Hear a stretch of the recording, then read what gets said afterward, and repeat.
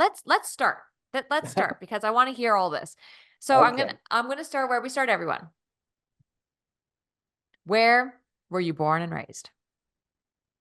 Laguna Beach, California in 1962. It was the only hospital there was a hospital in Newport Beach, California, but my mom and dad lived in San Clemente, California. So that was the closest hospital was Laguna Beach, California. So I was born on the 3rd floor, room number 7 with the ocean view. That explains a lot. This ocean view, I was a guest on your podcast, a few days ago, I guess last Right. week, technically, and learned a lot about you in a very short period of time. And now we finally, now the focus is not on me, it's on you, and I can ask you all the questions I have. So when I was on your show, you were, or I guess before we were rolling, you shared a video clip of your dad, and you've just got the most beautiful story about your upbringing. Can you share that with my listener? Absolutely. So I'm blessed to grow up in the sport fishing industry my whole life. There wasn't anything else I was going to do. So my dad moved from Iowa City, Iowa when he was a little boy in 1932 to San Clemente, California. And at the time in San Clemente, there was 7 buildings in the town. It's the big deal nowadays, but back then there was nothing there. And my grandfather was a meat cutter, a butcher. So he worked at a place called the El Toro Meat Market, which anybody that's watching this from California is going to know all these places that we're talking about. So there was a barn there, and my grandfather cut meat at the barn, and they had a bull out in the front of the barn, and that's why they called it El Toro.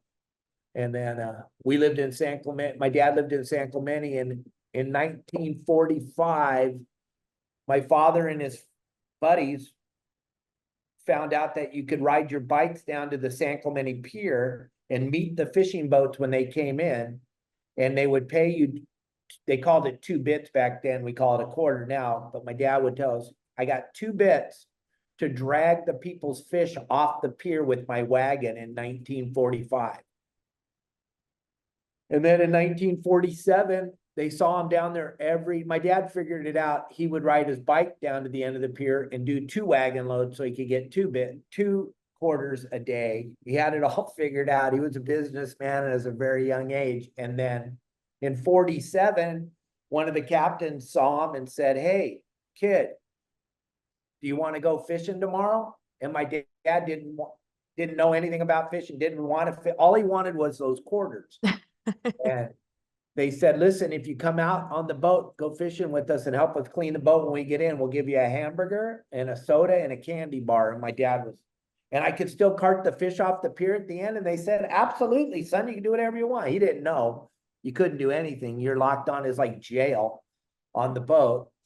And that was his first day working on the boat, and he fell in love with it and started working on the boats in 1947. And then I think 1949 or 1950, he was the youngest captain on the coast. He got his captain's license when he was 18 and started running boats off the end of the San Clemente Pier, which was that video that we showed you. And then there was a chance for him to buy the business in 1961, the year before I was born. So him and my mom put all their pennies together, and they bought the 4 boats on the end of the 4 sport fishing boats on the end of the San Clemente Pier, and started San Clemente Sport Fishing in 1960. And then 62, I was born. And then 64, I got introduced to it because my dad would come home every night covered in scales, and his belt was all salty. And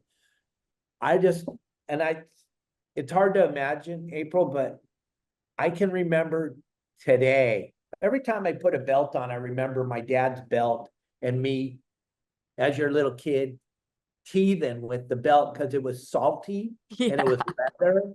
And I didn't know what my dad did, but my mom, when I was 3, said, "Hey, you're going to go fishing with your dad today on the afternoon half-day boat." And these are, for those of you in Australia and other places, these are head boats, or what my family owns. And at the end, when my dad passed away, he had 9 of them. My sister and my brother run the business now, but In 1964, 65, I was 3 years old, and my mom took me down there to go fishing with my dad for the first time, and it was incredible, and it touched my heart every time I talk about it. But I remember the boat backing into the pier.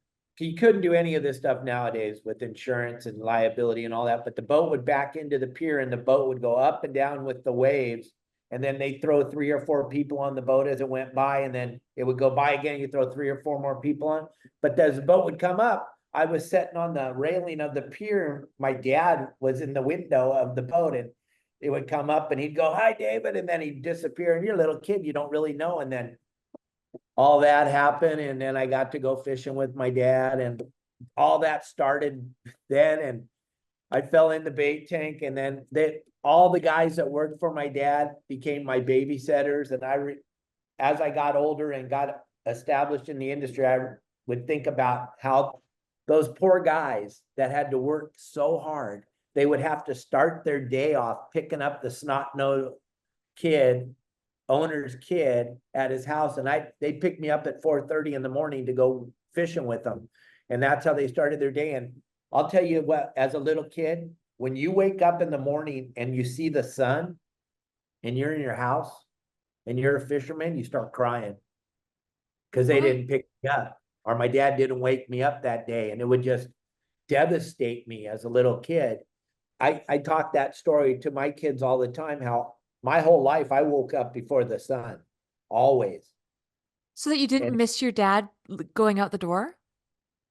no, because my dad didn't have to get down there at dark 30. The guys that worked for my father had to get there, and it was so crazy back in those days. The boats were not at a dock anywhere on the pond. They were in the middle of the ocean setting on cans that were floating. So the guys would have to get down there at 4:30 in the morning, climb down a metal ladder, drop we call it a dinghy, in the water, a little boat. And then they had like a little 5 horsepower motor, and they'd drive out a mile out to the boat. Probably wasn't a mile, probably half a mile, whatever. It seemed like forever for a little kid. And then they would get on the first boat and they'd start the generator, and they'd get the stove started for cooking food. And then they'd start the boat. Then they'd go drop the other crews off at the other 3 boats. And then they'd all come into the pier one at a time to pick up their passengers. So my dad wouldn't get down there until 5:30, 5:45 to sell the tickets for the people to get on the boat. Hey And kids, I've got so many questions. Keep going. I'll come back to them. so the boats carried 60 people per boat. And Wait, back in those days, everybody fished. Everybody fished. And it was a big thing. And everybody came to San Clemente, was well known as the fishing capital of Southern California. People just came to San Clemente to fish, fishing for aplenty, what? Salmon, halibut, cod, all of the above? bass, barracuda, and bonita. We call it the 3 Bs. Oh, so you're further south. Is that why my geography's wrong here? South, dead center between LA and San Diego. Okay, gotcha.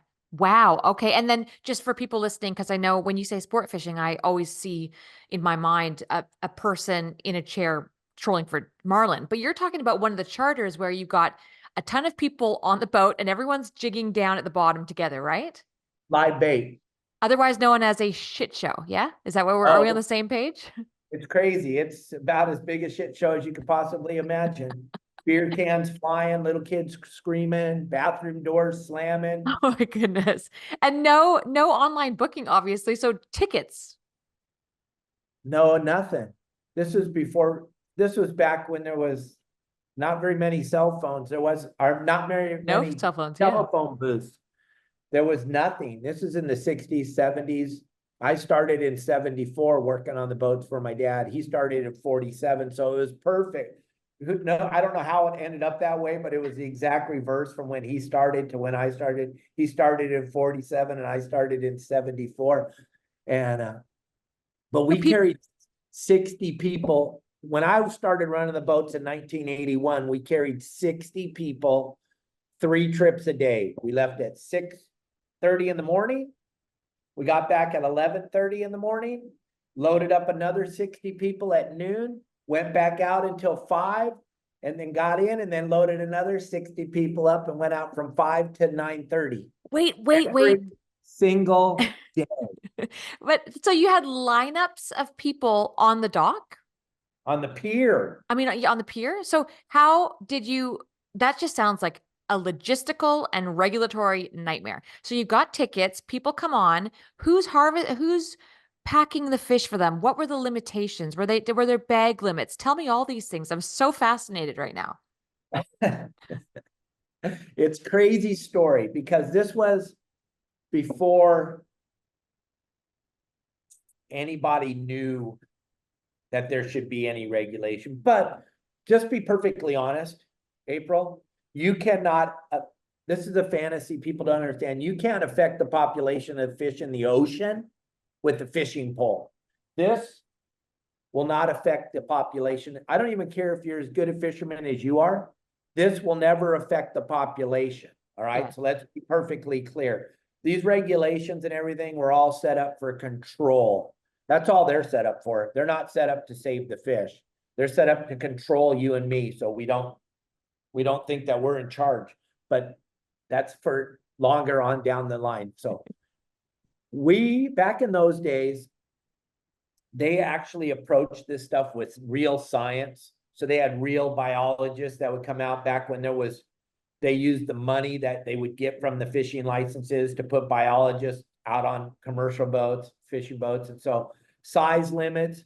When I first started on the boat, you could have a calico bass or a sand bass that was 12 inches long because they had decided that animal spawned 4 times. They had already completed the spawning cycle 4 times. So they had laid one fish had laid millions and millions of eggs. So they figured it was okay to harvest it by the time it was 12 inches long. So and then we had barracuda that were 28. They're not the barracuda you guys are used to, the great barracuda. Our barracuda are actually good to eat. And in the 30s and 40s in California, it was like the #1 commercially caught fish in California, barracuda, and everybody ate them, and they were smoked barracuda, canned barracuda, barbecue, teriyaki. People ate them. No one eats them now. No one eats them. Now they eat fish that we would have never thought of eating, like a black cod or sable fish, but it's a different world today, but people don't eat the fish that taste good anymore. So, but we can talk about that later. I got so much to tell you. I'm sorry. You got me all excited because we're talking my life. But when you would come on the boat, April, because you're a great outdoorsman and you want to come on the boat and you wanted to catch 10 bass, because that's what you were allowed to have, and you wanted 10 barracuda, and you wanted 10 bonita, and you wanted a handful of yellowtail, which you guys call kingfish. We have them here, same exact fish. So Delicious. we would catch all that in a day, and we would catch 900 to 1,200 every trip. Who's doing the packing for all of these fish? We did a saltwater trip this July. Adelaide and I went out. And I had to process mine and my neighbor's fish. And I took, what did I do? I think I did 22 fish I did, and it took me hours. We would do 900 fish in 45 minutes. But were Two you days. packing them as well, or just filleting them and were you guys just gutting them, or? Fillet and into a bag, filleted it into a baggie. The passenger that caught the fish, back in those days, we didn't have any way to keep your fish fresh. They went into a burlap gunny sack. And the only way you could keep them fresh is hose them off with with salt water, because we had no fresh water. Something I'll talk about a little later that you will blow your mind. But so we would fillet 900 fish on the way to the dock. And you had 45 minutes to an hour to fillet the 900 fish, because you couldn't fillet the fish at the dock because you're dropping the people off and you're loading 60 more people on the boat. So you had to have them done before you got there. So you were flying. We learned how to fillet fish at a very young age, and we would fillet fish for hours and hours, or for an hour, and then go back out again, and then do it again for an hour, and then go back out again at night and do it. And at night, you could take your time. And back in the day, you're having some adult beverage. You've already worked 15 straight hours, so You got an hour and a half before you drop all the people off again. It was, I'm being honest, it was party time on Yeah. the night. It Of was course. party time. Everybody partied. It was just party time, and it would take a little bit longer because you didn't have another trip until 6:30 in the morning. So you would just kind of take your time, fillet the fish, take a couple hours or whatever, and then get the boat all cleaned and lay down for a couple hours and then go right back out and do it again. And that's how I grew up. Wow. Now that footage that you showed is spectacular. How did that footage come to be? Why was there a camera crew there, especially at that time? Was that 40s or 50? When was that? That was in the 50s. What's the And there's story a behind the lot. footage? Michael Folks, friend of yours, friend of mine, he has gathered up so much of the most incredible archival film that everyone had it on like 8mm and whatever they were shooting it with back then. And somehow Michael was able to gather all that up and create that movie, The History of Sport Fishing, which is spectacular. And we're both blessed that both of us are in this movie. But it's an incredible movie. And what he did, I don't know how he went and gathered it all up. I know my mom had some 8mm stuff she made and some of the old captains and stuff, but Michael was able to gather it up. We didn't save anything back when I was doing it. It was the wild, wild west back then. And no one thought about, well, this would be cool to show people later. But when Michael came out with the stuff with my dad and all the stuff, and when I watch it, it makes me cry because it's Yeah. so close to my heart and it was my life. It's a really, really touching piece. I'd like to include it. Unfortunately, with a podcast, it's hard to do that. But yeah, it is very special. I encourage people to watch the documentary in general, just the whole piece. So the whole film's amazing. So let's get into 74. You take over the company. What was the story then? No, no, no, no, no, no. I'm just a punk kid. That's when I started working on the boats in the summer. Oh, you started working in 74. Right. And so how old were you at that time? 14? Yeah, okay, still just a kid. So were you Oh, yeah. going to school at that time? Like, did you finish school? No, no. In 1974, I was in um, what do you, eighth grade. And so we were going into high school. I went to Catholic school from first grade to eighth grade with the same 32 kids. And then I hit San Clemente High School in 74. There was 2,700 kids at San Clemente High School. We got gobbled up. We never didn't know what just happened, just what hit us. But my dad was allowing me to work on the weekends for down in the office, renting, because we would rent 200 to 300 fishing poles a day, Oh, I every didn't day. even think about that. Yeah, how did you manage all the gear? My dad had it all. Everybody, that was just the way it was back in the day. So they would rent 200 or 300 fishing poles every single day.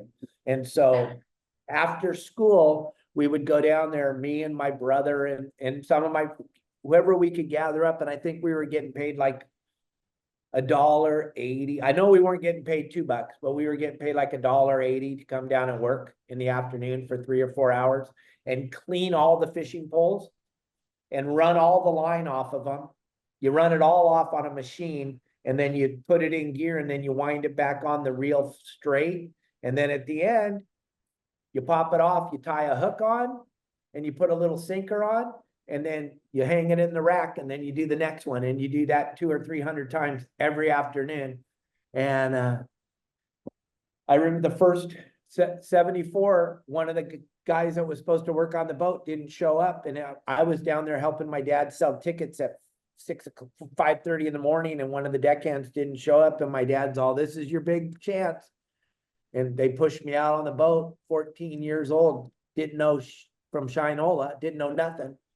Thought I knew everything because I was the owner's son, and I get on the boat, find out what you don't know, and then learn a work ethic like you couldn't imagine nowadays.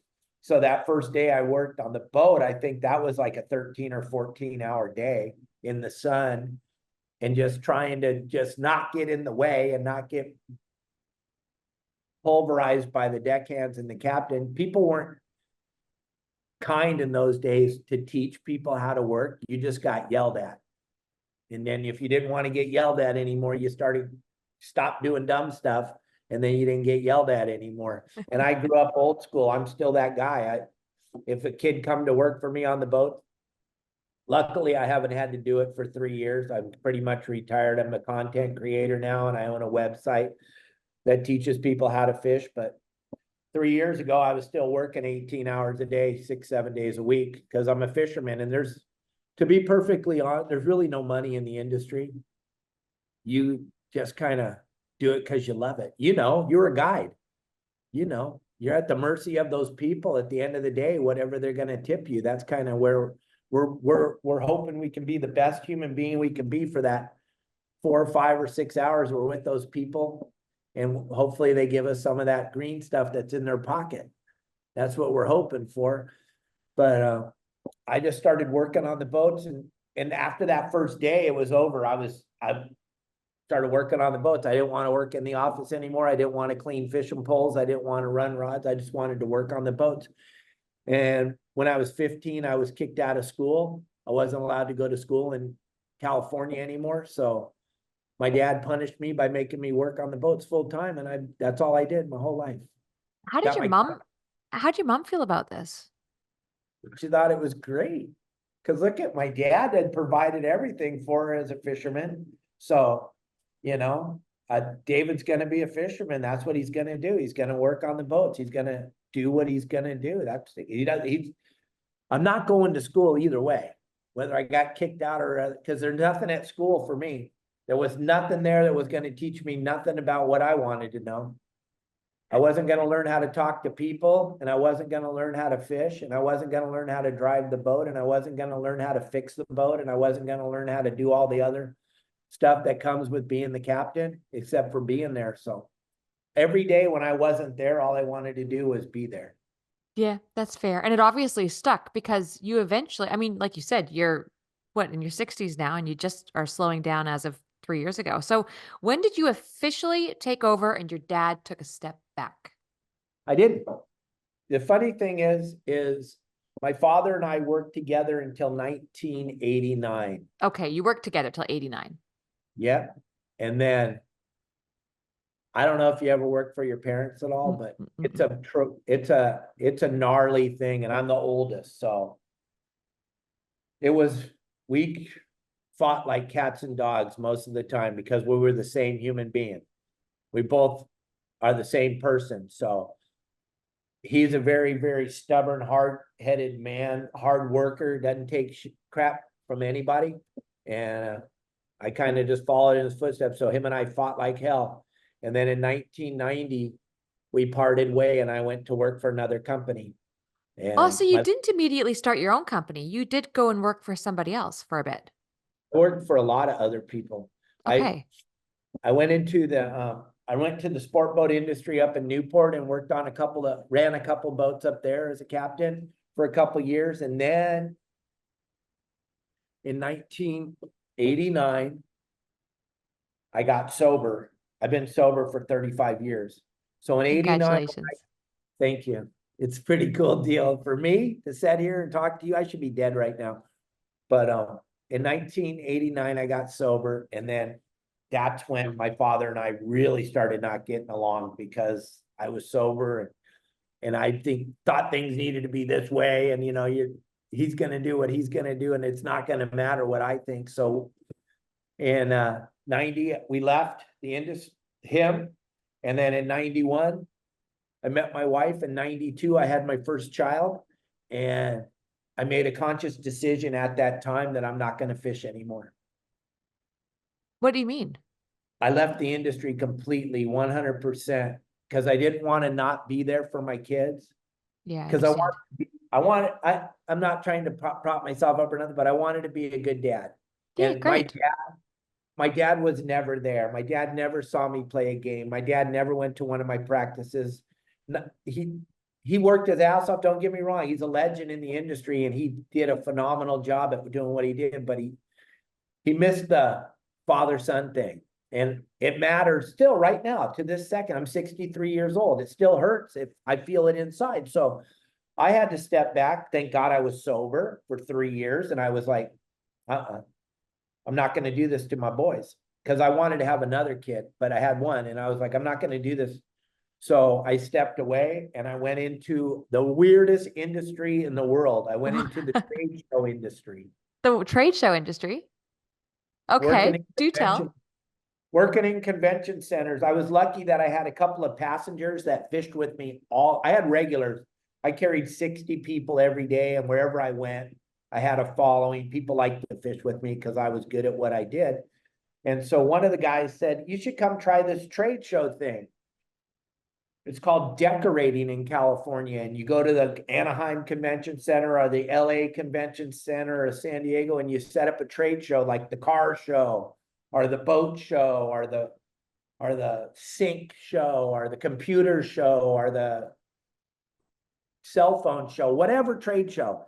Every city in the world, I didn't know this until I got in the industry, revolves around the convention center. Yeah, And I I can didn't see know that. that. Yeah. Every city in the world, there's a convention center, and that's why people go to those cities. And then like Las Vegas or LA or Orlando, Florida, or Sydney, Australia. There's a, if you look hard, everybody that's watching, you look, and you don't have to believe me. I don't care if you do or if you don't, but that's how all cities are run. It's all runs around the convention, all the hotels, all the taxis, Restaurants. all the restaurants, everything runs around the convention center. I didn't know that. It's the third largest industry in the world. You're right, though. It fuels the entire economy. I mean, I was just in Orlando. Every single day, there is something happening at the convention center. And you go in and you're like, oh, I'm here for the fly fishing convention. And to them, you're just another schmuck because the next thing could be the chicken convention and then the lamp convention and then the, I don't know, the hard Right. drive convention, right? Like it's every single day. And you're right, it does. It runs the hotels, the restaurants, the cabs, God knows what else. Everything. Air travel, everything revolves around the convention center. Were you at ICAST? Uh-huh. So Were was you? I. I No. did I did a live show there every day. Oh no. Goodness. Oh I yeah, was in the fly fishing side. Oh no, I was everywhere. I should have well, it's huge, as you know. right. But it isn't. If you in the industry, I laugh Yeah, because because you I trade show industry, that thing uses 2 halls. That convention center is 7 halls. It uses two. Everyone thinks it's a big show. It's not. what's the biggest industry show that they run that would use all seven? Cars, maybe? They used to the there was a time where the personal computer show that was the biggest show. It was the biggest show in Vegas, and it was the biggest show in Orlando, and it would take up the whole facility plus a bunch of hotels and stuff. That everyone has a computer now. There's no computer shows anymore. But back before everyone had a computer, because I was in the industry, we were traveling around doing that. But now it's pretty much there's a huge show in Vegas called SIGGRAPH. It's the aftermarket auto show. And that thing is huge, and it takes up most of the, and then the Consumer Electronics Show in Las Vegas, that's a big show. It takes up most of the, Las Vegas is a really strange thing because they have 3 facilities that are over 1 million square feet. And then they have 2 that are over 2 million square feet. And then every hotel has its own convention facility. So Las Vegas, you think it all runs be you and me go there with our spouses that have, we not even a pimple on their butt. It's all the convention people. It's huge. And so I did that for 18 years. Wow. Were you happy? No, but I was dominant because I could talk. And the And people that, you were present with your family. oh God, yes. And I got to take off whenever I wanted. And I got to go to everything they did, every recital, every practice. And then I coached my kids in every sport they played, even though I'm not a sports guy. I don't know. I know I went to a baseball game with my dad. I went to football games with my dad, and I know those games, but I coached soccer, I coached basketball, I coached football. I coached everything so I could be there all Yeah. the time. Not that I'm the greatest coach, not that we ever won anything, but I put all the practices around my visitation with my kids and everything. So it was cool. And my boys are my best friends now, and they're 34 and 32 years old. And we talk every day. We're best buds, is Yeah. because I was there. But the day that my youngest son turned 18, I left. I went right back to the industry. How did that look? Well, because I was so computer literate when no one was. that I jumped right in and was on the internet when the internet wasn't even, people didn't even know how to spell it. And I became one of the most hated human beings in California because of the fact that I made a series of videos that taught you where to fish in California. That'll And do it. we made them on VHS tape. Yeah, right. Okay. And then I took that and I moved it into DVDs and I started doing seminar. I would speak anywhere that anybody wanted me to. I would go in any club, anywhere. My wife, Kelly girl, she used to, we're going to Ventura's like 3.5 hour one way. And I go, yeah. She goes, who you speaking to? I go, I don't know, some club. They want me to speak there, drive up there and speak to 20 people, and then turn around, drive 3.5 hours back and jump on the boat and go fishing all day. But I was doing everything that no one else would do. And I saw the industry and I was like, yeah, do I want to go back into the sport boat into part of this? And I'm like, no, I want to do something different. So I started Your Saltwater Guide, not the website, but where I go with you on your yacht and teach you how to drive your boat and how to fish on your boat and how to use all your electronics. And nobody had ever done that before. Yeah, I did not know this about you, actually. This is exciting. So Okay. in 2002, 2004, I started that. And no one had ever done it before. And there was nowhere to advertise. So I started advertising in these newspapers. There was one called the Western Outdoor News. And then there was one called The Log. These were all paper. They weren't magazines. These were paper. And they were the only places I could afford to put my ad. And I didn't even know what to charge. I had no idea because no one had ever done it before. So I thought, at the time, my girlfriend and I were sitting down talking, and I was like, she's all, well, what are you going to charge? And I go, I don't know. Do you think $100 is too much? For the And day? yeah. And she goes, well, I was making $69 as a captain when I left the industry. So for an 18-hour day. And I was like, I thought $100 cash, that'd be, she goes, no, you can't do that. Charge 300. I go, wow. Do you think people would pay Yeah, $300 I do. to go on their boat? And she was like, well, just try it, see what happens. And all of a sudden, it didn't start right away, but the phone started to ring and it started to ring. And it's because there was no one else to help you with your boat. You're a You private buy a boat. coach. Private Yep. coaching. I would absolutely, as someone who spends time in Australia, I would absolutely hire somebody to do that with me, to be confident in my own boat in an area or waters I was uncomfortable with.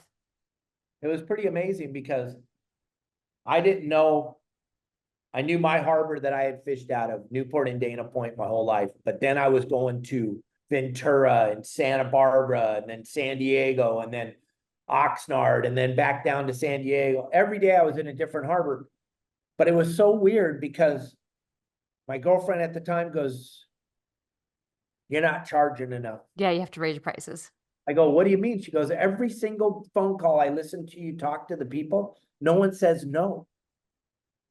And I'm all, okay, that's a good thing for me, I think, with my 8th grade education, I'm thinking that they're not saying no. I like yes. Yes feels good. No, you got to get to a price where they say no. Somebody has to say no. If everybody says yes, you're not charging enough. And I was, wow, okay. She goes, you got to charge $500. I'm all, $500 to go fishing all day? Because I basically show up in a t-shirt, flip-flops, and shorts. That's how I went to work every day. That was it. Flip-flops, t-shirt, and shorts. And I never brought anything. No tackle, no nothing. If I would tell you the day before what you needed and you go out and buy it, and then I just show up and we go fish for what I want to fish for. And it took off. It was phenomenal. And then I met my wife that I'm with now in 2006, and she had caught the largest lobster ever caught in California. How big? Just out of curiosity. 18 3/4 pounds. Oh, And she gave it to the aquarium in Long Beach. oh, cool. How long did it live for after it was put there? A long time. Really? And the biologist told her it was 70 years old. So I used to use this in my seminars in public when I would be public speaking. I go, yeah, my wife donated that lobster. Nothing should ever be 70. I would have ate every bit of it. And people laugh. And now that I'm almost 70, I'm thinking 70 is a Oops. good, I think but in the wintertime, we didn't work. There was just no work in the industry in the wintertime. So I developed this hoop netting thing. People were hoop netting, but no one was doing it for money. What is No hoop one netting? throwing. That's how my wife caught the lobster. There are these round nets that this company right here on my hat, Promar, makes that you put bait in it and you throw them down. You're allowed to fish with 10 of them if there's 2 people on the boat. No more than 10 though. If there's 1 person, you can only have 5, and you throw these nets down on the bottom and the lobsters crawl in and you pull the net up and you take lobsters home for dinner. So I started teaching, even though I didn't know anything about it, I started teaching people how to do it. And I was learning on the run why I was doing it, but no one was doing it. But I needed to eat in the wintertime. So I started doing fishing in the summer and hoop netting in the winter. So I never had any downtime. Wow. And this is all before the whole online thing, before you have what you have now, which we'll talk about in a minute. Yep. Okay. So, all right, I'll just let you keep going. Just keep walking me through the timeline. So I'm going on a different boat every night. And I would drag all 10 of my hoop nets and my bait tubes and my ropes and my buoys. And I had an old 4Runner truck and I had everything in the back. It smelled like fish always.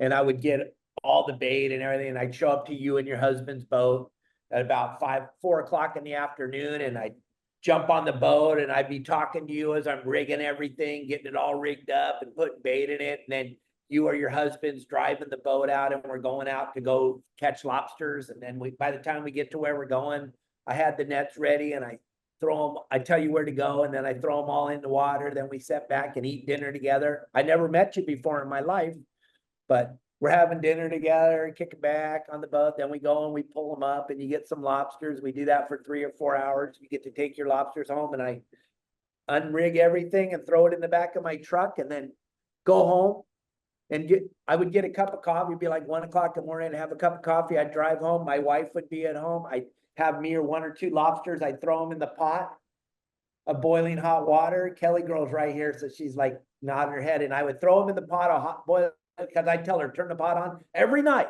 We did this every night for years and years. And I would throw the lobsters in the pot. I would go upstairs, take a shower, come downstairs. They would be done. I'd pull them out of the pot. I'd crack the shells. I'd throw all the meat in a big tumbler cup and I'd throw a cube of butter in there and I'd put it in the microwave. And then we'd go upstairs and we'd lay in bed together and watch Netflix or whatever the hell. There was no Netflix, but we'd watch TV for a half an hour, 45 minutes while we mowed the lobster. And then I'd go to sleep and then go do it again the next day. All fishy. Oh my gosh, you guys are such a crack up. Okay, so how long did this go on for? In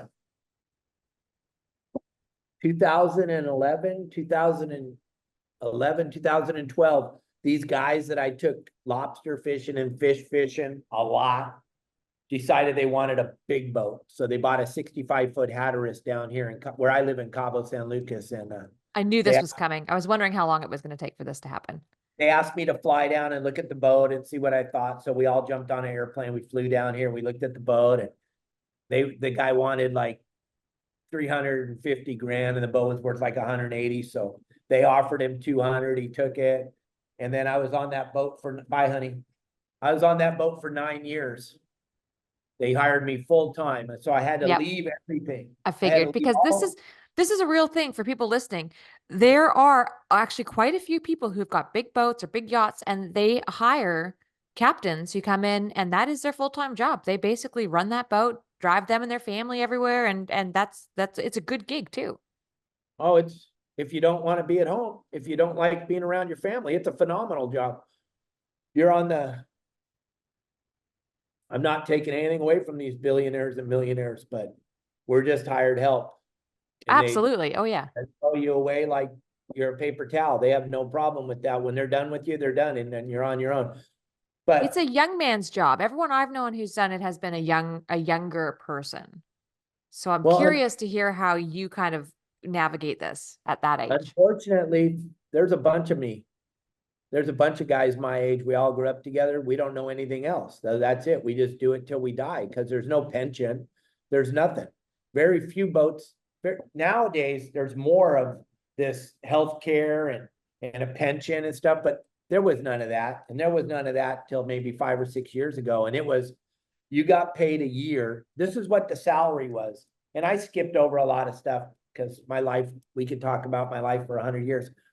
But the salary was set up back in the day, $1,000 of, so if your boat's 65 foot, you made 65 grand a year.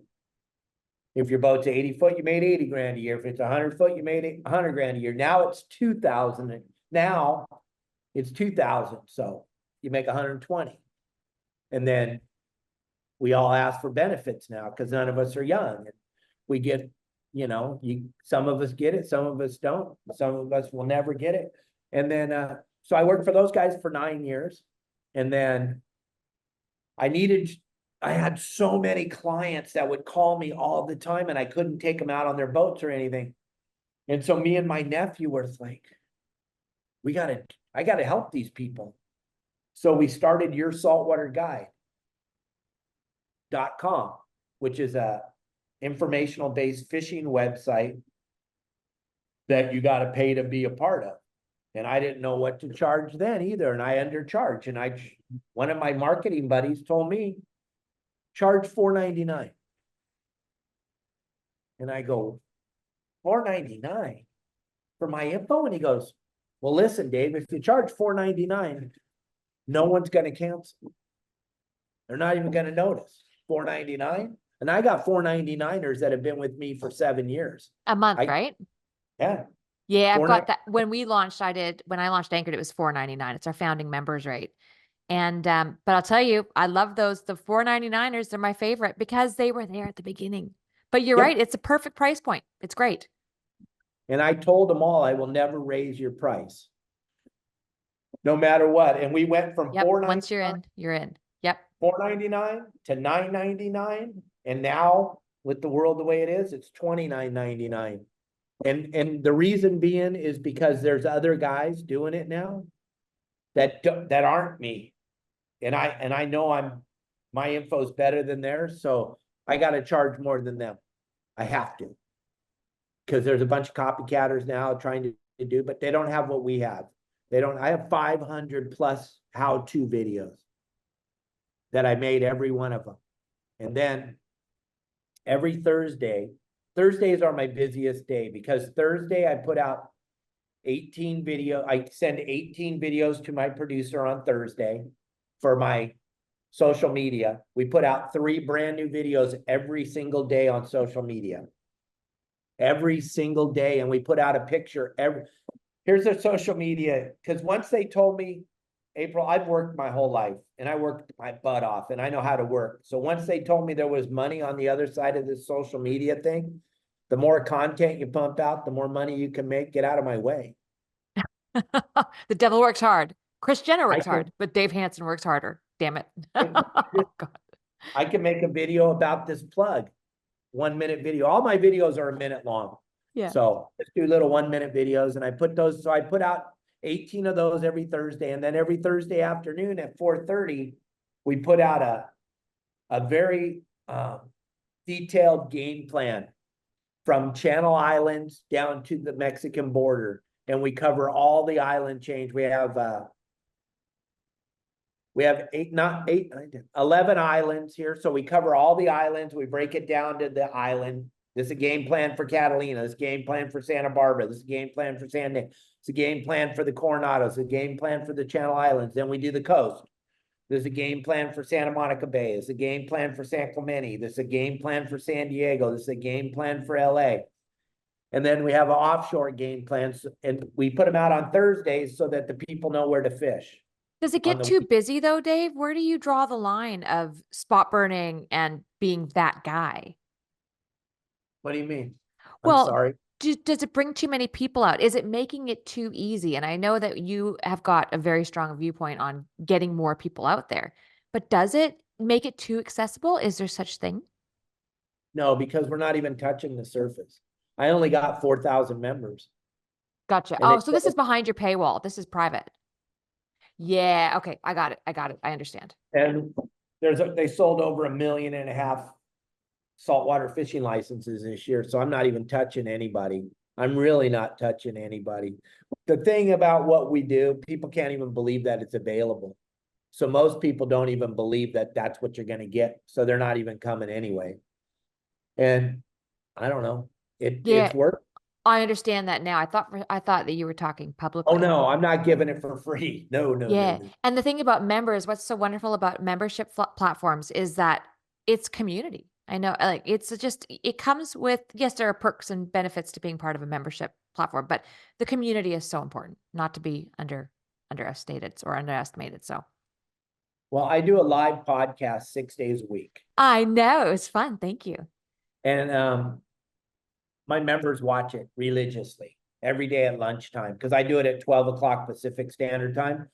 So it keeps my members engaged with me, and my members end up becoming my friends. Yeah, absolutely. Go to their weddings, and I go to their bar mitzvahs and their baptismos, and every single thing. They're always inviting me, and we leave tomorrow. Kelly and I leave Friday morning for Alaska, and 8 of our members are going with us up there. And we do a lot of trade shows, and the members, we have like a big lounge in our booth, and the members come and hang out, and then we all go to dinner at night and stuff. So we've built a phenomenal community. But the one unique thing that I do that, and you do it, which me and Elliot were talking about, you allow people to talk to you. Where Yeah. most websites, they have zero access to the people that are running the website. You Yeah. can't get a hold of the owner. You can't, but you let them. I even take it a step further. Let them email you. I give You my phone phone number out number. Yeah. all day. I know. I love that when I reached out to you, you had given, I noticed that you actually even have an automated message that says, here's my phone number. I was like, this man is legit. Can we talk about that? Why I reached out to you? Yeah, go So, ahead. Thank you. as you know, I've got this other podcast called Into the Backing, where we sit down in a roundtable forum and we discuss an issue in the outdoors that could use varying viewpoints. And so, when I had asked people online what they wanted to see for this season of Into the Backing, pinnipeds or sea lions, seals, they want to hear the they want to hear experts just weighing in on the impact of sea lion predation on fish like salmon and steelhead. And so I had no idea where to start. So I start poking around and I landed on you. I've landed on a couple of other experts as well, but you really captured my attention because Wow, thank you. you've you've got so much data and experience and interesting viewpoints on how to solve the problem. Don't give it all away here now because I really do want to sit down and do this properly on Into the Backing. But can we just talk a little bit about your experience with sea lions and how you came to develop the viewpoint that you have on their predation?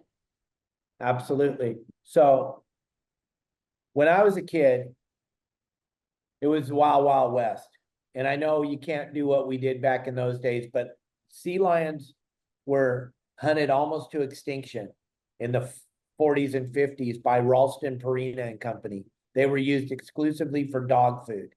And so that the numbers had gotten so low that you very rarely saw one. And if you did, they're so smart and they're so trained that if you pointed a stick at them, they hauled ass. They just took off because they didn't want to get shot. They knew they're not a dumb. I mean, they're a very, very intelligent animal. They're like your dog. They're very, very intelligent. They know exactly how to do everything. They know how to manipulate you and I to get the best food they can get. People feed them all over the world. They raise money every day to feed this wild animal, which is absolutely ridiculous. But the United States of America put them on the endangered species list, the Marine Mammals Act of 1967. The President Richard Nixon signed that into law in 1967, and it was set up to bring the numbers back to a sustainable number. It wasn't set up to go forever. It was set up to bring it back to a sustainable number so that the animal could sustain life in the ocean. And we could go on this for a long time. And I have a a lot of knowledge, and I've seen a lot of change in the time that I've been out on the water. And right now, the population is absolutely simply out of control. And if you look at this animal, they reproduce faster than bunny rabbits. And they have 2 uteruses. So during the 3rd trimester of the animal's pregnancy, she can get pregnant again. So there's never a time where she's not puppy. So if we use let's just pretend like we're going to believe the government for a minute. They're going to tell you that there's about 1.6 million sea lions in California. Well, in 9 months, that number is going to double. 18 months, it's going to quadruple. You start doing the math, it gets real terrifying real fast. And I know you're don't get in between you and a steelhead. And you see the devastation that's going on to the steelhead population by the California sea lion. It is amazing. And we are so blessed that now they're actually taking, and I don't want to get, but they're actually taking a look at this because there's another animal that's life depends on the steelhead and the salmon. And they're big black and white animals, big ones. And they swim around the ocean and they eat. There's certain killer whales that only eat mammals. Then there's certain killer whales that only eat tuna. Then there's a whole bunch of them that only eat salmon. That's all they eat. And it's just the way it is. The salmon eaters don't hang out with the tuna eaters. The tuna eaters don't hang out with the mammal eaters. But they all look exactly the same. They're all black and white. They look gorgeous in the water. But now, a couple of states, a couple of places are going, wait a minute. Our favorite animal, the killer whale, starving to death because the sea lion's eating all the salmon. So now they're going, what are we going to do? Well, you got to do something here. You better hurry up. Because when the killer whales are starving to death, because they're not going to come off the salmon. They're going to starve before they eat a mammal. So that's our saving grace that made people look a little bit. And we'll go deeper into it on our roundtable thing. But right now, every harbor in California has these animals in there, and they're homeless animals. That's what I call them, because they want to be out at the islands and the rookeries, hanging out, making more sea lions, the big males. They don't want to be in a harbor in a dock, having somebody take a picture of them eating an ice cream cone. They want to be out at the rookery making more sea lions, but there's no room for them. There's no rookery that can take them anymore. They're all packed. All the rookeries are packed. So you have this overflow going into all the harbors. I live in Cabo, and we have an area about 170 miles north of here called Magdalena Bay, which is a beautiful place. Just like time stood still, back in time, prehistoric. Fishing is insane. Wildlife's insane, bird life. But these animals have found their way in there. And now they're in there. And they're eating these fish that they're not ready. They don't know. They're laying in a little cove in a beautiful little spot, just kicking back. And here's this giant sea lion, 1,000 pounds, 1,200 pounds, just gobbling them all up. And I told you when we were talking on your podcast with me, it's like when Joe Rogan, I watch him a lot, and he was talking about when they reintroduced the wolf into Montana and how it's just devastating these elk. Because the mama elk, she had no idea that this dog is going to eat her baby. And now here's these dogs just mowing, just devastating the elk population. So every time we get involved in nature, we screw it up. We never help it. We never help it. Our greatest intentions cause massive devastation. You can't show me a time where we made it better. Yeah, I'm trying to think of something. I mean, I'm sure that someone will have a comment somewhere, but it's certainly nothing that comes to mind easily. And can you explain the vaccination program? I think that we haven't talked about that yet, but it's really interesting part of the story. So back in the late 80s, early 90s, the California sea lion used to die of a natural cause called lungworm.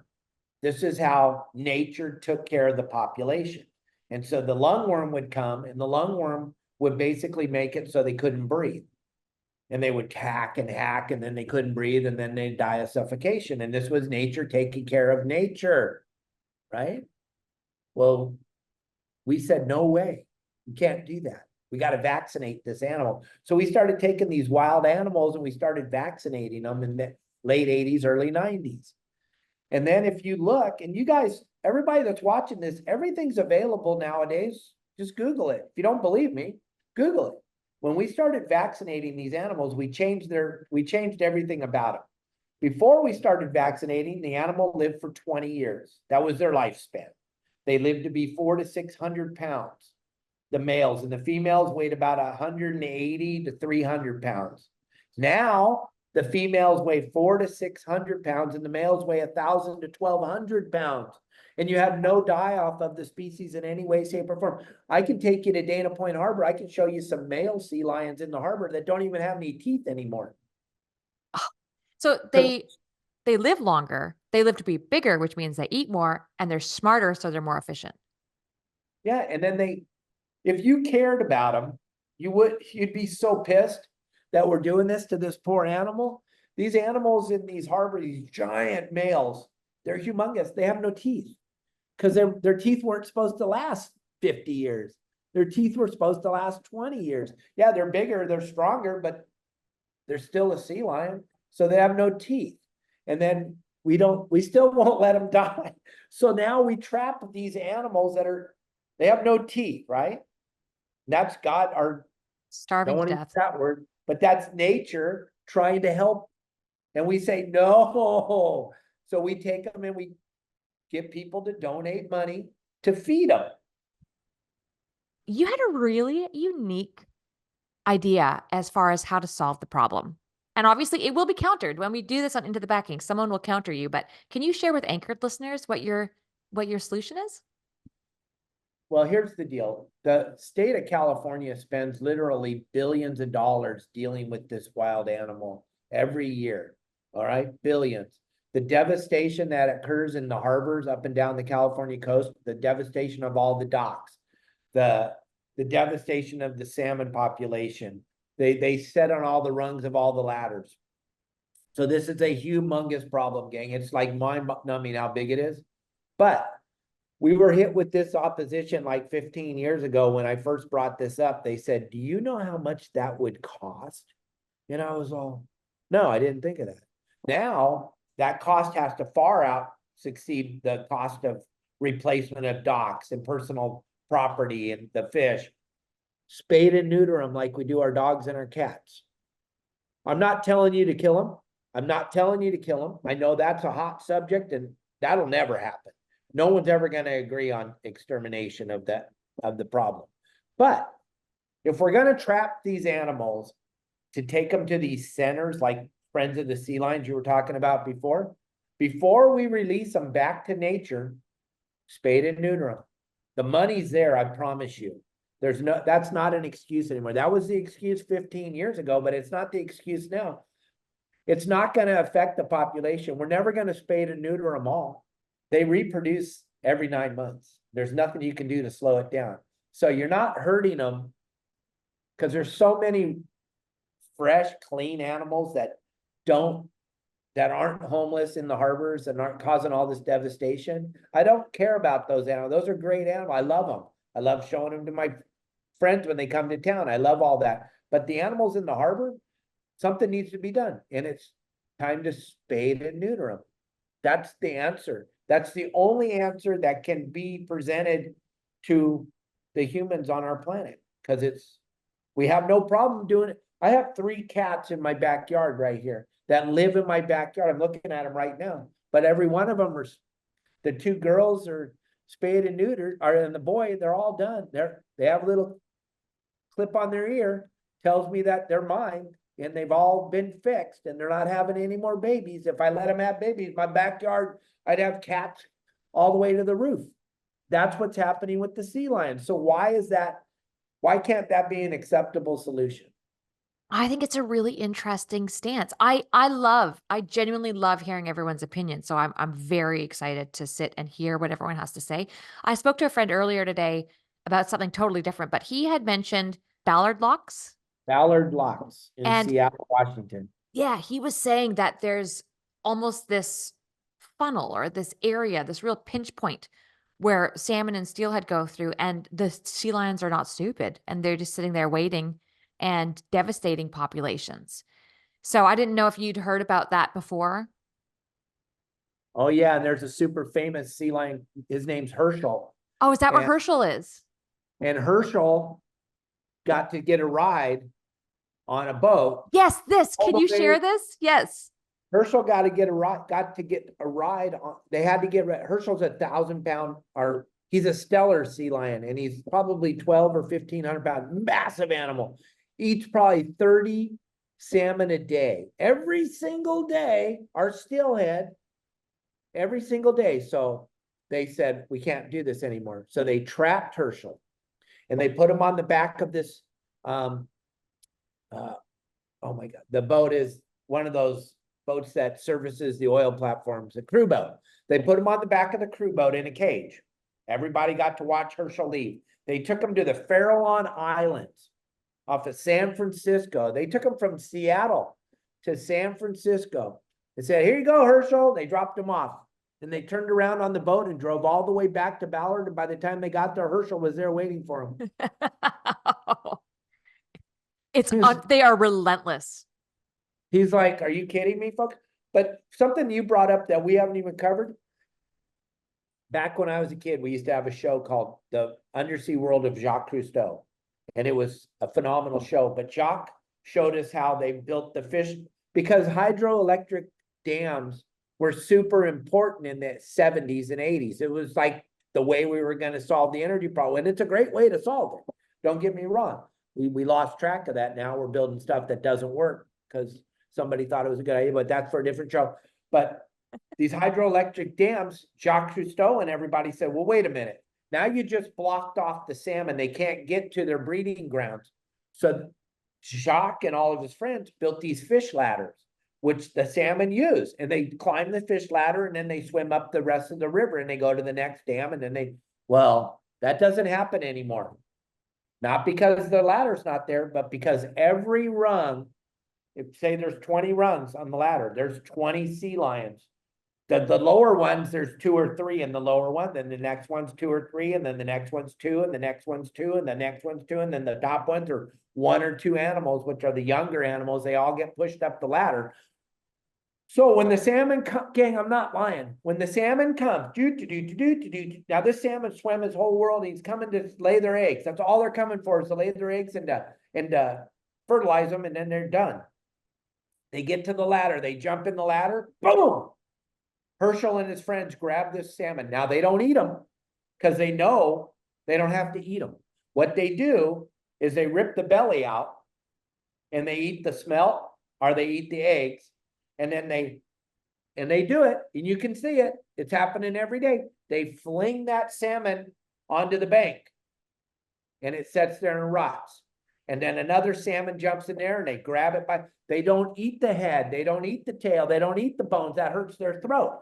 The good part is the eggs and the milk, and they eat that all. It's full of protein. And those sea lions, we talked about it earlier, they're not dumb. So they are, I know, this is what you want to think is hurting the population. This has nothing to do with it. That sea lion's not allowing these animals to spawn in any way, shape, or form. If you think they are, you probably still believe in the Easter Bunny and Santa Claus, because they're not making it, gang. They're not making it. And it isn't because we're using all the water to grow almonds. And it's not because we're using all the water to grow alfalfa. And it's not because April and I caught them all. It's because the California sea lions, one of the smartest animals on the planet, probably dolphin, sea lions, us. You know, that's kind of, because we're not that, even though we all think we're intelligent, we're not that intelligent because we're causing all this. We're doing, all of this is caused by us. I cannot believe there are sea lions on a fish ladder. When we're done, just go on YouTube and look it up. I'm going to have to. Flying. You're going to cry when you see and I believe in my heart since our interview together a few days ago that those steelhead are yours. I believe it. I Aw. watch so much of your videos now and everything, and I feel it in my heart, the love you have for this fish, and it's a bitch in love. But it's devastating when you see the sea lion. It makes me almost want to cry because it's not fair. But this is a problem that we human beings created. It wasn't created by nature. It Yeah. was created by us, and we decided that no sea lion shall ever die. And then here's where it gets really crappy. These animals are starving to death, right? You know why? If you watch the news, they're starving to death because I took all Yeah. the fish. This. Yeah. The individual recreational angler is the problem. Yeah. And you know why? Because we can't agree on anything, April. So you and I will fight about everything. I'll tell you, I want to take that steelhead home and eat him. I don't care. He's only 20 inches long or he's 8 inches long. Not that I want him, but and then you and I will have a public discussion where we're arguing with ourselves and all the enviros are going, this is going to be easy. Taking all this from them. And we kill ourselves by arguing on social media. We both love fishing and we both want to keep fishing open. But in this United States, and I know you don't live here, you're Canada and Australia, but in the United States of America right now, the number one thing on every politician's mind is we got to end fishing. That's like right on the tip of their tongue. We got to end fishing. Fishing's cruel. We got to end fishing. Fishing. The United States of America eats more seafood than any other country in the world, but we don't eat our own. Yeah, I've always wondered about that. I don't know if it's so you and I, we won't make this a political conversation as tempting as it is. I don't know if it's the number one thing on their mind, but I know where you're going with it. I know where you're going with it. Um, so how does that then play into the sea lion aspect? In your mind, if the fish are gone, then there's really nothing for anyone to worry about, and then everyone has to buy their fish from the store. Is that kind of what you're thinking? Well, we're supporting foreign countries because our fish in the store don't come from America. Our fish in the store come from foreign countries. They do. Yeah, And they do. here's why that is. And people don't understand this, but here, if you got let's say this is a fish caught in California, this is a fish caught in China. This fish was caught with zero regulations and zero sustainability. So we can charge $1 for this fish. This fish was caught in California. Tons of regulations, tons of different types of fishing gear because we have to fish sustainably. So this fish costs $20 and this fish costs $1. And you're the consumer at the store. You don't know. Nobody flips the bag over and looks where it came from. Oh, they They go, bloody well should. It's the first thing you should do. but they don't. The big box stores wouldn't sell fish if someone turned the bag over. Some of the fish that's packaged as one thing and sold as one thing isn't even the fish that you think that you're eating. A lot of this stuff's just being raised in brown sludge pools and ugh, it's disgusting. So you should be looking where your fish comes from and taking it one step farther to really have an understanding of what that fish is. One fish that everybody doesn't understand. I don't know if you guys eat it in Australia, but they eat it every other place in the world is the Chilean sea bass. It's no Yeah. such thing. There's no such fish. There's no such fish. If you saw the fish that they use for Chilean sea bass, it's a deep water fish. It's not a pretty fish, but they figured out how to market it. And so they sell it as Chilean sea bass, but that's mismarked. That's not, there's no such thing. What is There's no it? Patagonian toothfish And it must be ugly, which is why they've given it. Why don't they just call it Patagonia toothfish? because it's unmarketable. And another fish that's really crazily sold is tilapia. Yeah, okay, that is one of my biggest pet peeves. Please tell. You know, tilapia was genetically made fish. For why? Because it eats poo. Yeah.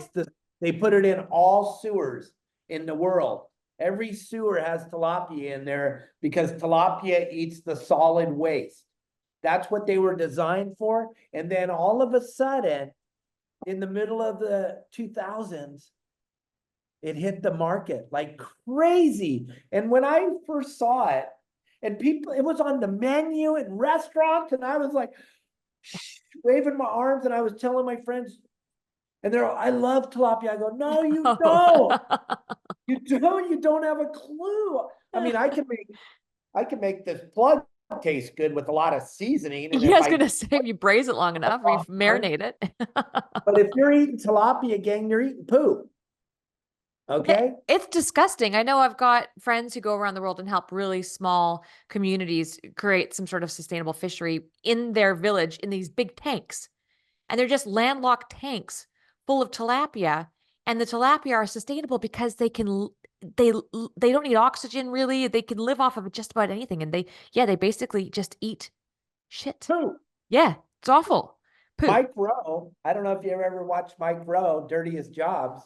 He has a great podcast all about the tilapia industry and Does how he? Ah, okay. you can find it on YouTube, and it's unbelievable when you see these tilapia and you just go, huh? Because we're not making everything April and I are talking about right now is you might not like it, but like I say on my podcast every day, you might not like it, but it is the truth.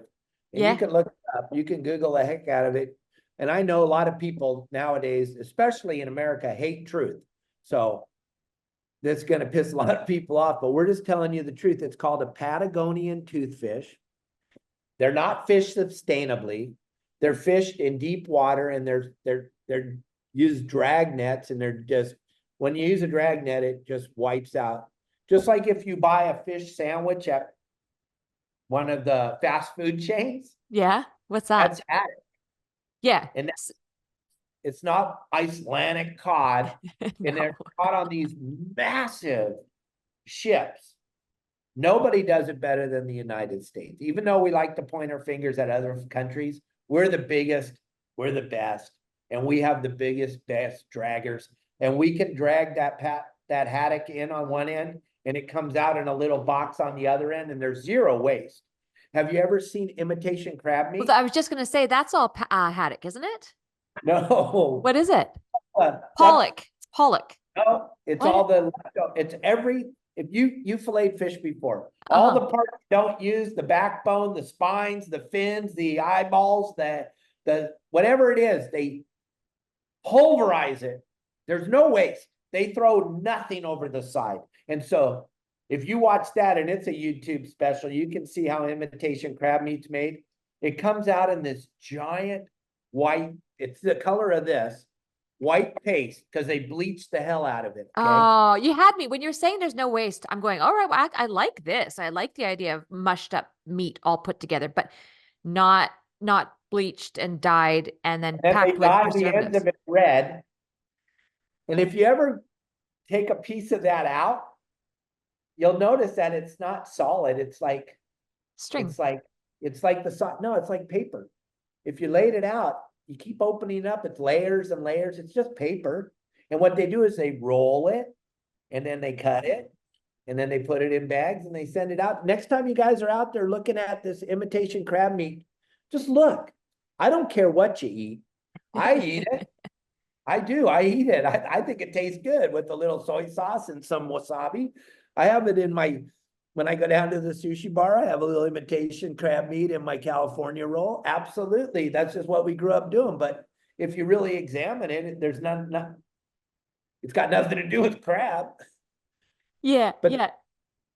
This is and we don't also, want you're just giving me ideas for into the backing. This is another one we should cover. So, what about your career? What happens next? I know we could literally talk 100 hours about your life. But what was next? Where are you now? Where are you going? In looking at wrapping up today's show, what have I missed that you would like to talk about?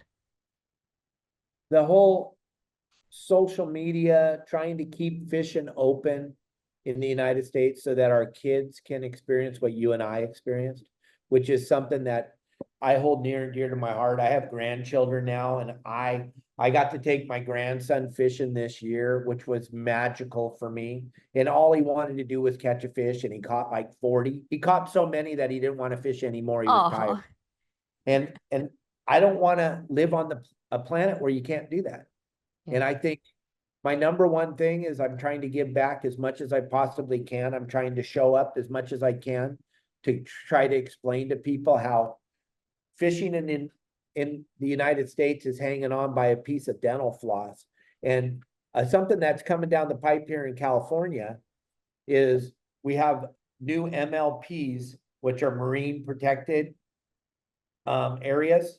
And when they first put these into effect 15 years ago, we were told this would satisfy them. Well, now they're back and now they want more area. And then on top of that, there's another thing coming down the pipe called the 30 by 30 that is, they're going to close 30% more of the ocean, and we're going to close 30% of our lakes and streams in California. Now, everybody thought it was cool when they were closing the ocean, but boy, are there a lot of pissed off people right now that are finding out that they're going to close the lakes and the streams. Purists like you that their whole life's been fishing the streams in the Sierras and in Tahoe and Mammoth and all that. And they're like, wait a minute, you're coming for our water now? Why are you coming for our water? What? Why? These trout, it's so crazy because April, the trout aren't there naturally. They were planted. If you go back into the history books and look, these guys that love to fish used to pack these little trout, these little brown trout eggs and stuff, and hike them into the mountains in the back of burrows. These fish were put there by us. We planted the fish. And now you're going to tell us we can't fish for the fish that we, and I know I didn't have anything to do with it. I wasn't even thought of in the 1800s, but that's when these trout were put in these streams. They didn't just one day, Mother Nature said, let there be trout, and there were trout there. So I don't understand why we need to close a fishery that we built. And Yeah, that's another interesting one that we're covering on wild fish, and if do fish that are introduced get more protection, and if so, why? And you're covering some very interesting points. But the number one thing is education. The number one thing is like when you and I talked a little bit ago about the different fish and how they label them. And these are things that people don't think about. They don't talk about. They just think, oh, sustainability, sustainability, but you don't even know what you're talking about. And it's my mission now. I'm at the point where I'm so followed in social media, and I think it's a big deal. I got 800,000 followers. I'm an old man. I think it's pretty cool. Now I got a voice. People are actually listening to me. Some of the social media platforms suppress what you say, and you got to be careful, and it's crazy. And I went from 30 million views a month into now I'm down to 2 or 3 million views a month. It's the craziest. I'm still telling the same thing, but now some people are listening that don't think it's a good message. It's the weirdest world we're living in. But I'm going to keep doing what I do and try to educate people and how important it is so that my kids or my grandkids have an opportunity to fish. That's my mission before I die, is just to educate. Maybe you don't agree with me and that's okay, but they're still closing it all.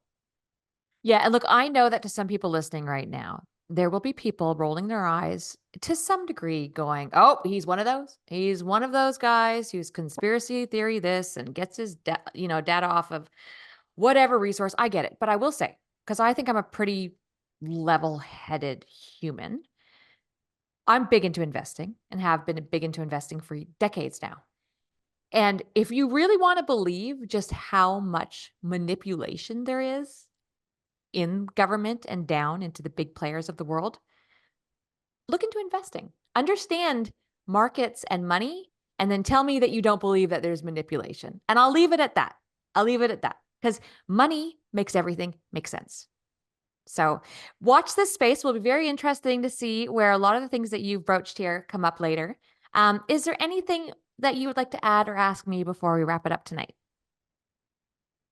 I just want to thank you. I look so forward to being on this show with you. I respect you a lot. Oh, thank I you. did geek out on you and went way deep down the rabbit hole and started watching all your cool videos and listening to your podcast. And the way you present your podcast, I told you this when you were on my podcast, is very unique. The way you explain what we're going to talk about before we talk about. I just think that's such a cool thing because I don't see anybody else doing that. So the way you present the podcast, I really I really think it's bitching because you get me hooked every time. Oh, I mean, thank you. and for me to watch somebody else is kind of hard because I've got so much stuff going on, but I did go down the rabbit hole with you and I watched. And so I love what you're doing, April, and you Oh, just keep thank you. doing it. I'm glad you're back to doing this because you got a good voice, you got a big following, and people need to hear what you have to say. Well, thank you. Thank you so much. Okay, where can people find you? Shameless Your, plugs. your saltwater guide on every social media, anywhere, podcast, Apple, Spotify, Megaphone, Facebook, Instagram, TikTok, YouTube, Threads. It's I'm on everything. And You really are. It's impressive. It's I'm impressive. No, I super involved though, and I answer everybody's questions. I have a couple people that answer all the comments for me. If it's a real important comment that they send them to me and I answer them for you. So I try to stay as involved as I can because fishing is my whole life and it means more to me than you can even imagine, gang. And I'm not a conspiracist. I'm just watching them close these massive areas that I used to grow up fishing that we can't fish in anymore. And it's not a conspiracy. It's absolutely happening. And you can watch it in real time because it's real time happening right now. So that's all I got. YourSaltwaterGuide.com. April, thank you for letting me be on your show. thank you. I will follow up with you in an email and I just really appreciate it. I love hearing your story. So thank you for sharing. All right. That was fun.